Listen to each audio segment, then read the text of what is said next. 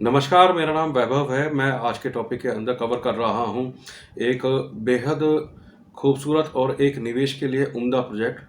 ये ऐसे प्रोजेक्ट हैं जिनकी जानकारी शुरुआती स्तर पे आम जन को नहीं हो पाती है, लेकिन बनने के बाद इनकी भरपूर डिमांड होती है। ये प्रोजेक्ट आपका आ रहा है दिल्ली के अंदर, दिल्ली कापासेड़ा बॉर्डर जो दिल्ली और गुड़गांव के बीच में पड़ता है। और इसके बारे में हम लोगों ने 7 से 8 सेक्शन बनाए हैं, जिसके हम बारे में सिलसिलेवार बातचीत करना शुरू करेंगे। तो सबसे पहले आता है ये प्रोजेक्ट का नाम क्या है। ये प्रोजेक्ट अनंतराज ग्रुप द्वारा बनाया जाने वाला टार्क 315 के नाम से आ रहा है। अब सवाल उठेगा कि टार्क का क्या ट्रैक रिकॉर्ड है, क्या बिल्डर के बारे में हमारे पास कुछ जानकारी होनी चाहिए। तो मैं शुरुआत करता हूँ सबसे पहले बिल्डर के बारे में जानकारी देने के लिए।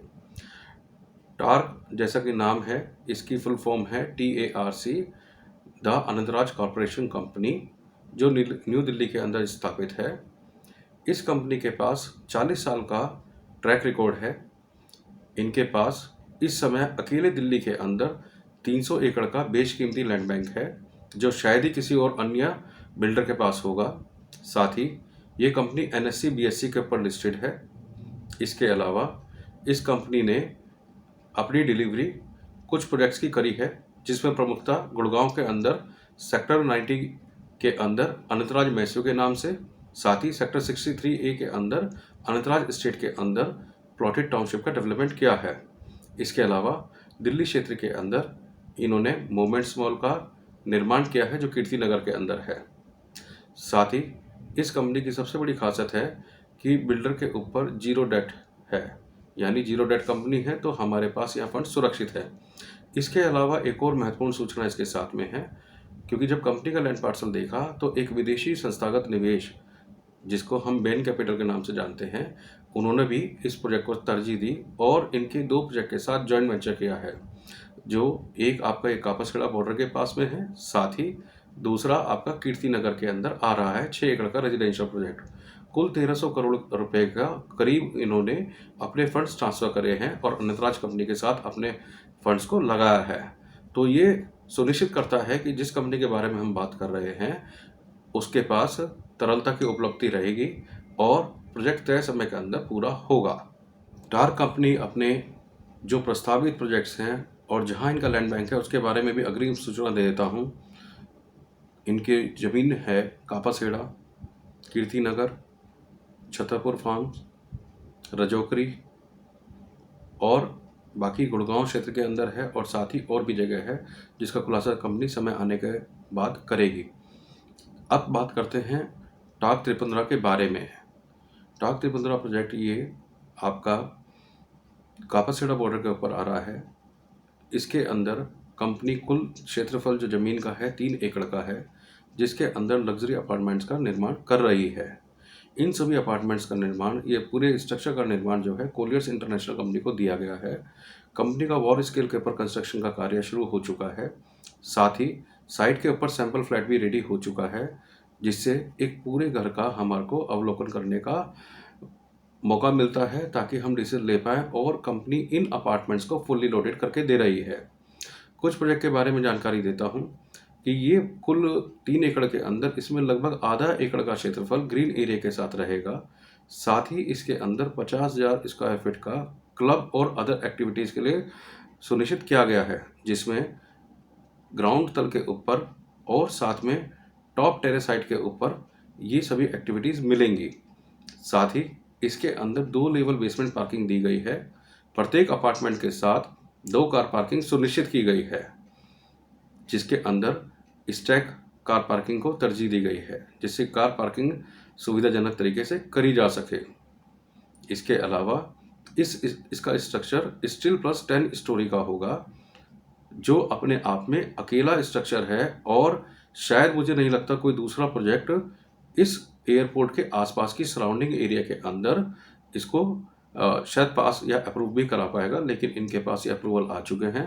साथ ही ये रेरा रजिस्टर प्रोजेक्ट भी है।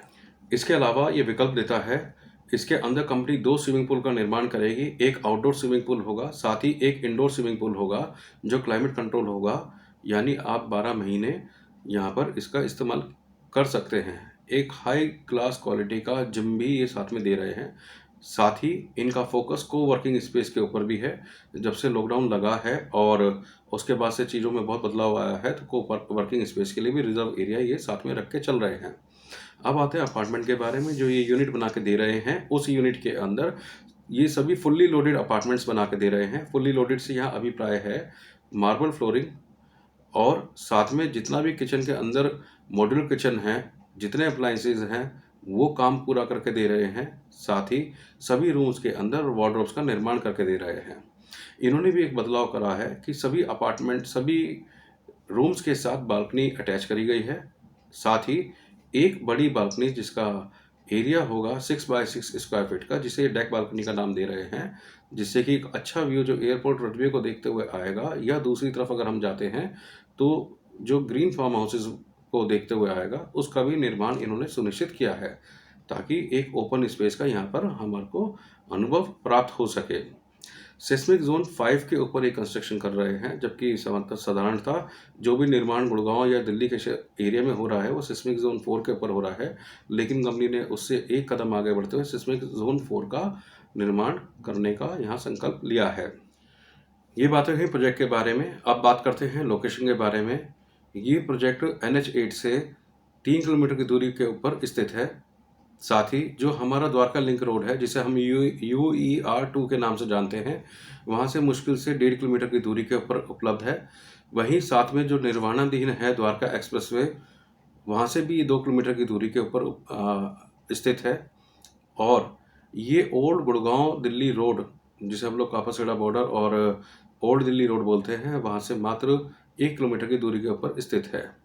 यहाँ से सभी मेजर दिल्ली के पार्ट, साउथ दिल्ली की पार्ट करता हूँ, जिसमें वसंत कुंज आता है और उससे लगते हुए शॉपिंग मॉल्स, और उसके साथ लगते हुए स्थापित प्रसिद्ध स्कूल्स के नाम लेता हूँ, जिसमें श्री राम स्कूल आता है, DPS स्कूल आता है, और बहुत सारे ऐसे स्कूल्स आते हैं, वो सिर्फ 10 किलोमीटर के रेडियस के अंदर आते हैं। वहीं पर अगर हम लोग हॉस्पिटल्स की बात करते हैं, वो भी 10 किलोमीटर के अंदर बहुत सारे हॉस्पिटल्स आते हैं। इस लोकेशन का फ़ायदा ये आता है कि जो लोग एयरपोर्ट फ्रीक्वेंट फ्लायर हैं और एयरपोर्ट आना जाना लगा रहता है, या जो लोग साइबर हब के अंदर काम कर रहे हैं, तो मात्र यहाँ से 10 मिनट की दूरी पर आसानी से साइबर हब पहुँचा जा सकता है। ये साइबर हब वालों के लिए बहुत मुफीद जगह है। साथ ही जो लोग फ्रीक्वेंट फ्लायर हैं, जिनका काम कारोबार के सिलसिले में बाहर आना जाना लगा रहता है, उन लोगों के हिसाब से भी ये बहुत बेहतरीन विकल्प है। इसमें 3 प्रकार की यूनिट्स का कंपनी ने ऑप्शन दिया है। जैसे इसके अंदर 3 bedroom, 3 toilet and powder room का दिया है, जिसका एरिया आता है 2209 स्क्वायर फीट से लेके 2401 स्क्वायर फीट के ऊपर आता है, जिसकी आज का चालू भाव आता है 3,97,00,000 से लेके 4,32,00,000 के अंदर आता है। वहीं दूसरा आता है 3 बेडरूम 3 टॉयलेट सर्वेंट रूम के साथ विकल्प भी आता है, जिसका एरिया होता है 2206 से लेके 2409 स्क्वायर फीट एरिया आता है, जिसका मौजूदा भाव 3,97,00,000 से लेके 4,33,00,000 के बीच में आता है। वहीं इसमें लिमिटेड यूनिट 4 बेडरूम की बनी है, जो कुल टोटल संख्या का 20 यूनिट हैं, और इसके अंदर 4 bedroom 4 toilet study room and powder room आता है। इसका जो साइज़ आता है 3115 स्क्वायर फीट एरिया आता है, और इसका चालू भाव जो है 5,60,00,000 रुपये के ऊपर आता है। इसकी रेरा लाइसेंस नंबर है DLRERA 2022 P0007। साथ ही इस प्रोजेक्ट के ऊपर बैंक फाइनेंस अवेलेबल है, जिसमें प्रमुखतः SBI, ICICI और HDFC इस पर ऋण की व्यवस्था कर रहे हैं। बात आती है पेमेंट प्लान की। इसके अंदर एक निवेशक फ्रेंडली पेमेंट प्लान रखा गया है, जो इस प्रकार है 30-40-30। 30% हमें बुकिंग के अंदर 3 से 4 महीने के अंदर कंप्लीट करना है। 40% हमें on completion of super structure करना है, और बचा हुआ 30% जो है हमें अपना कंप्लीशन के दरमियान देना है। रेरा के अंदर जो इसका कंप्लीशन डेट लिखा गया है, वो मई 2026 है, जबकि कंपनी का अपना टारगेट लाइन जो है दिसंबर 2025 के आसपास है। तो ये निवेशक के लिए इसलिए महत्वपूर्ण है कि जो निवेशक लगभग 1 करोड़ रुपए या 1,20,00,000 रुपए का निवेश करते हैं, तो अगली किस्त उनके पास 18 से 20 महीने बाद आएगी, और उस समय कंपनी का भाव काफ़ी हद तक ऊपर चला जाएगा। मेरा अनुमान है कि उस समय तक अगर सब कुछ ठीक ठाक रहता है, 10 से 20% का उछाल भाव के अंदर आना तय है। तो अगर ऐसा होता है, तो लगभग अगर हम लोग 4 करोड़ की यूनिट बुक कर रहे हैं और 1 करोड़ रुपए लगा रहे हैं, तो अगर उसके ऊपर 30% का या 20% का उछाल आता है, तो सीधा-सीधा 80 लाख रुपए की इसमें बचत करने की संभावना प्रतीत होती है। ऐसा मेरा अनुमान है। बाकी भविष्य तय करेगा वो कितने सही हैं, कितने गलत हैं। अब सबसे महत्वपूर्ण अध्याय है इस पूरे प्रोजेक्ट के बारे में, क्यों निवेश किया जाए और क्या संभावना प्रतीत होती है। तो मैंने इसके अंदर कुछ पॉइंट्स बनाए हैं जो मुझे लगता है इस वजह से इसके अंदर हमारे को फ़ायदा होगा निवेश करने के अलावा। तो सबसे पहले आती है दिल्ली के अंदर सब अपॉर्चुनिटीज़ बहुत कम हैं। अपॉर्चुनिटीज़ का मतलब ये हो गया है कि वहाँ पर बिल्डर फ्लोर और या इस प्रकार की ही फैसिलिटीज़ उपलब्ध हैं। बहुत सारे हमारे पास कस्टमर्स आते हैं जो गुड़गांव जैसा रहन-सहन रहना चाहते हैं, जो जैसा यहाँ की बहुमंजिला इमारतें देती हैं, लेकिन ऐसा वो वहाँ पर नहीं मिलता है। द्वारका के अंदर उन्हें कुछ विकल्प मिलते हैं, लेकिन द्वारका के अंदर 2 दिक्कतें आ रही हैं। सबसे बड़ी बात, द्वारका के अंदर सीजीएचएस बने हुए हैं जो आधा एकड़ से लेके 2 एकड़ के अंदर बने हुए हैं और जिनका कंस्ट्रक्शन लगभग 20 साल पुराना हो चुका है और उसके अलावा उसके अंदर क्लब जैसी सुविधाएँ नगण्य हैं या बहुत ही कम सोसाइटीज़ के अंदर है। तो एक जीवन स्तर को उठाते हुए लोगों को ऐसे एक विकल्प की तलाश बहुत शिद्दत से है। काफ़ी सारे लोग जो द्वारका या इधर-उधर के एरिया में रहते हैं, वो चाहते हैं कि हमारे बच्चे अगर वहीं पढ़ रहे हैं और हमारे को यूज़्ड टू हो चुके हैं, लेकिन कोई एक बेहतर विकल्प मिले तो वो भी एक संभावित ग्राहक इसके बहुत हद तक हैं। ये एक मेरे को अपना इनका आगे फ्यूचर प्रोस्पेक्ट्स जो फिलहाल के निवेशक को रिप्लेस करेगा वो दिखता है। साथ ही दिल्ली के अंदर एक बड़ी समस्या आती है क्योंकि दिल्ली के अंदर आप और हम सभी जानते हैं कि सभी लेन-देन चेक के अंदर नहीं होता है। ये प्रोजेक्ट पूरा का पूरा कंप्लीट चेक के अंदर लेन-देन करता है, बैंक लोन की सुविधा देता है। तो जितने भी नौकरी पेशा वाले या जो एचएनआई क्लाइंट्स हैं, उनके पास एक सुविधाजनक तरीका होता है इसको निवेश करने के लिए। साथ ही इसकी कनेक्टिविटी, क्योंकि ये Dwarka expressway, Dwarka, Vasant Kunj, Aerocity, Ambience Mall, Cyber Hub से सिर्फ मात्र 10 से 15 मिनट की दूरी पर आता है। तो ये किसी भी एंगल से हर प्रकार से इन सभी नियर बाय एरिया के कस्टमर्स की नीड्स को फुलफिल आसानी से करता है। इसके बाद सबसे महत्वपूर्ण बात, जिस लोकेशन पे ये आया हुआ है उसके अगल-बगल में पुष्पांजलि ग्रीन फार्म्स हैं और जो सड़क के दूसरी तरफ देखते हैं जो रनवे और इसके बीच में रहेगा, वो सारी ज़िंदगी ग्रीन पार्क ही रहेगा क्योंकि कारण है उनको कभी भी कंस्ट्रक्शन की अनुमति नहीं मिलेगी। आज दिल्ली जैसे शहर के अंदर पॉल्यूशन एक विकट समस्या बन के आ चुकी है। वहीं अगर हम लोग देखते हैं तो यहाँ पर उम्मीद करते हैं क्योंकि चारों तरफ सराउंडिंग एरिया जो है हमारा ग्रीन होने की वजह से 2 से 3 डिग्री सस्ता हल्का रहता है टेम्परेचर गर्म में और कहीं न कहीं हम ये मान के भी चलते हैं कि इसके अंदर पॉल्यूशन से कुछ हद तक हमारे को अदर पार्ट्स ऑफ दिल्ली से रिलीफ मिलेगा। साथ ही बहुत सारे ऐसे डॉक्टर्स भी हमारे संपर्क में हैं जो एम्स में, बीएल कश्यप में या अदर सम्मानित उसके अंदर काम करते हैं, लेकिन बच्चों के वही चीज़ वापस उनके सामने चुनौती आती है कि वो भी उसके अंदर उनके पास कोई उचित विकल्प ना होने की वजह से वो मन मार के आसपास के सराउंडिंग एरिया में निवेश करते हैं। इसके बाद ये दिल्ली का बहुत चुनिंदा प्रोजेक्ट में ऐसा है जिसमें क्लब है, स्विमिंग पूल है और सारी एमिनिटीज़ है। ये इसको एक अच्छा निवेश का विकल्प बनाती है। मैं खास करके दिल्ली वालों को टारगेट कर रहा हूँ। गुड़गांव वालों के लिए तो बहुत सारे ऑप्शन हैं, लेकिन दिल्ली वालों के लिए दिल्ली राष्ट्रीय राजधानी क्षेत्र का निवासी होना, दिल्ली राष्ट्रीय राजधानी का क्षेत्र का नहीं, माफ़ी चाहूँगा, राष्ट्रीय राजधानी का निवेशक होना या रेजिडेंट होना अपने आप में एक बहुत बड़ी भावना का जन्म देता है। कोई भी आदमी जो दिल्ली राष्ट्रीय राजधानी में रहता है, वो वहाँ से आसानी से बाहर निकलना नहीं चाहता। ये भी एक बहुत बड़ा पुल फैक्टर आएगा। साथ ही मैंने पहले भी बताया था फ्लेक्सिबल पेमेंट प्लान है, निवेशक के लिए 30-40-30 का पेमेंट प्लान है, इन्वेस्टर फ्रेंडली है, 2 कार पार्किंग का विकल्प मिल रहा है और एक कंपनी ने इसके अंदर बहुत ही अच्छी बात भी करी है कि फर्स्ट ट्रांसफ़र टिल पोजीशन तक कंपनी ने 100% फ्री रखा है। यहाँ कोई ऑब्लिगेशन नहीं लगाई है कि किसी प्रकार से हम आपको दुखी करेंगे, हम ट्रांसफ़र की परमिशन नहीं देंगे। ये सारी चीज़ें इसके अंदर रखी गई है। और सबसे अंतिम, हायर रेंटल वैल्यू। अब इसके ऊपर भी बात आती है कि अगर मैं यहाँ निवेश करता हूँ तो मुझे क्या प्राप्ति होगी? तो इसका उत्तर देता है हमें एरो सिटी। मैंने कुछ रिसर्च करी थी। एरो सिटी यहाँ से 4 से 5 किलोमीटर की दूरी के ऊपर है। एरो सिटी के अंदर जो एयरपोर्ट के पास है, टर्मिनल 3 के पास बना हुआ है, वहाँ पर स्टूडियो अपार्टमेंट्स बने हुए हैं। वहाँ पर स्टूडियो अपार्टमेंट्स का जो 1 बीएचके का अपार्टमेंट का जो आज की तारीख में रेंटल वैल्यू आ रही है 3 लाख रुपए करीब आ रही है। 2 बेडरूम 4 लाख रुपए के ऊपर आ रहा है और 3 बेडरूम 6 से 7 लाख रुपए आ रहा है।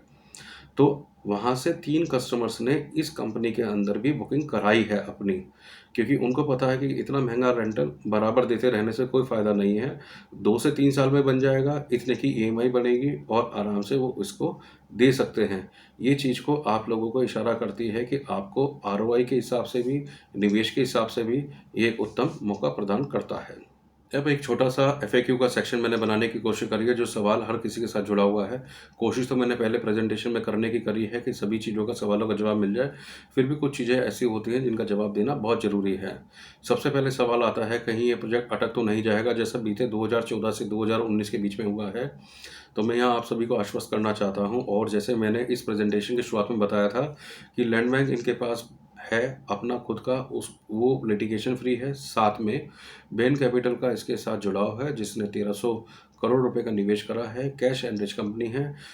सामान बिके या ना बिके उसकी डिपेंडेंसी कस्टमर्स के ऊपर नहीं है, उनके पास सेल्फ फंड्स हैं जिसको ये कंप्लीशन करने में आसानी से इसको मीट आउट कर जाएंगे। रेरा अप्रूव प्रोजेक्ट है, ऑलरेडी मैं आपको बता चुका हूँ, रेरा अप्रूव प्रोजेक्ट है। क्या बैंक फाइनेंस है? जी हाँ, बिल्कुल। एचडीएफसी, एसबीआई और आईसीआईसी बैंक से इसके ऊपर फिलहाल आपको बैंक फाइनेंस की फैसिलिटी मिल जाएगी। सैंपल फ्लैट आपका 10 सितंबर के बाद से आम जन के लिए खोल दिया जाएगा। आज भी आप देख सकते हैं, लेकिन एक फिनिश फ्लैट को होने में अभी और 5 से 10 दिन लगेंगे, यानी कि हमारा जो नेक्स्ट मंथ आ रहा है 10 सितंबर से शुरुआत हो जाएगा। क्या पावर बैकअप और वाटर सप्लाई इसकी देखरेख कौन करेगा? तो इसके अंदर वाटर बैकअप और पावर सप्लाई हमारी एमसीडी या डीडीए की सक्षम संस्था करेगी। साथ ही इसके अंदर 100% पावर बैकअप कंपनी दे रही है। इसका नेगेटिव पॉइंट क्या है? अभी तक पॉजिटिव बताया, नेगेटिव पॉइंट क्या है उसके बारे में कुछ रोशनी डालिए। आज की तारीख में इसके अंदर केवल एक ही नेगेटिव पॉइंट दिखाई देता है। जो NH8 से हम लोग इसके लिए कनेक्टिविटी पे जाते हैं और ओल्ड दिल्ली रोड के पास पहुंचते हैं, तो वहाँ एक रेड लाइट पड़ती है जिस पे वेटिंग पीरियड आता है 2 से 4 मिनट। लेकिन क्या ये एक गंभीर समस्या है जिसकी वजह से प्रोजेक्ट को हमें लेना या छोड़ना चाहिए? तो मेरा अपना मानना ये है कि जो दिल्ली के रेजिडेंट हैं, वो इन चीज़ों से यूज़ टू हैं, उनके लिए कोई नई चीज़ नहीं है। और चाहे तो गुड़गांव के अंदर अगर हम लोग बात भी करते हैं, तो हम लोग भी कहीं न कहीं उसके हम लोग यूज़ टू हैं। तो लोगों को ये कई बार बड़ा लगता है कि बड़ी समस्या, लेकिन मुझे ऐसा कोई बड़ी समस्या नहीं लगती है, क्योंकि इसकी जो लोकेशन है उसको अपने आप में बेजोड़ बनाती है।